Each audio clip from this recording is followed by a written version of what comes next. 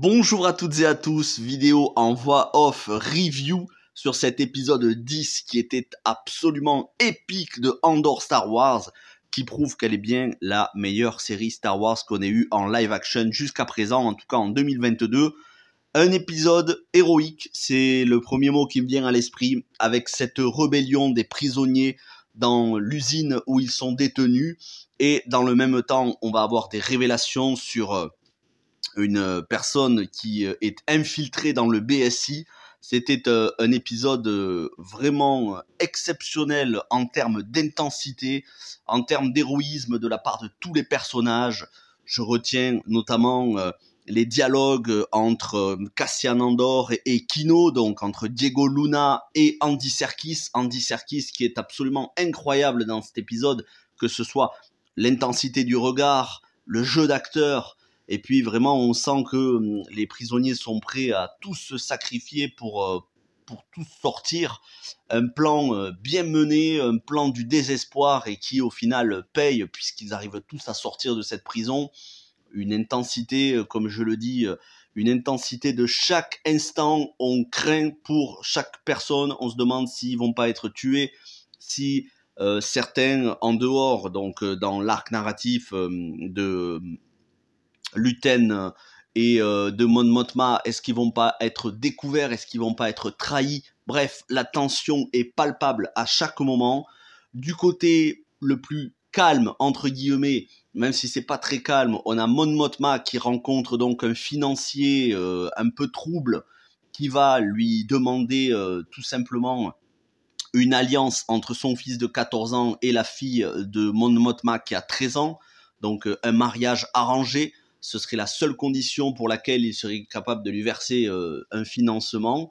Et donc Mon Mothma qui est très embêté puisque ça va lui coûter beaucoup plus cher cette rébellion que ce à quoi elle pensait. Ça va lui coûter sa fille. Et c'est vraiment une intensité. Le mot qui revient pour moi, c'est intense, parce que sans cesse les personnages, on ne sait jamais quand est-ce que ils vont dérailler, quand est-ce qu'ils vont trahir, quand est-ce qu'ils vont lâcher la cause. On sent qu'il y en a beaucoup qui sont sur le fil du rasoir, qui donnent tout ce qu'ils peuvent et qui vont devoir donner encore plus. Donc une écriture exemplaire, une action menée tambour battant sans aucune longueur. C'est bien simple, l'épisode fait 42 minutes, 39 minutes sans générique. Quand je suis arrivé à la 39e minute, j'avais pas regardé la durée à l'avance. Quand je suis arrivé à la 39e minute, je pensais que ça allait continuer et j'ai vu le générique de fin. Je n'ai pas vu passer le temps. J'ai eu l'impression que ça faisait 20 minutes à peine alors que ça faisait le double. C'est un épisode qui aurait gagné à être encore plus long, mais nul doute que la semaine prochaine, ce sera dans la continuité. En tout cas, voilà. Cette usine qui ressemblait fort à un camp de travail soviétique ou un camp de concentration nazi, cette usine, tous les prisonniers se sont évadés, mais au dernier moment, au moment de sauter dans la mer, puisque c'est une usine un petit peu comme une plateforme offshore pétrolière, eh bien, Andy Serkis, Kino, ne sait pas nager et on ne sait pas ce qu'il advient de lui. On devrait probablement l'apprendre dans le prochain épisode. On sent que y a encore beaucoup de choses, et surtout que Cassian Andor a insufflé de l'héroïsme et du courage, que ce soit chez Andy Serkis ou chez les autres prisonniers. Nul doute que certains d'entre eux vont devenir des rebelles. En tout cas, un passage dans cette prison qui dure sur les 40 minutes que dure l'épisode, il y a au moins 25 minutes qui durent dans cette prison, un passage exemplaire de la série. Mon Mothma, autre passage très très bien écrit. Et enfin, la révélation de cet épisode, c'est que Loni, un des bras droits du BSI, un des employés du BSI, qui travaille avec leur chef, qui est joué par Anton Lesser, que je vous avais présenté, qui jouait Maître Qyburn dans Game of Thrones. Donc Loni, qui est le blond avec une petite moustache, qui travaille aux côtés de Dedra Meero, est en réalité un résistant. Depuis 6 ans, il est infiltré dans l'Empire, et depuis 6 ans, il gravit les échelons du BSI en donnant des informations à Stellan Skarsgård, à Luten.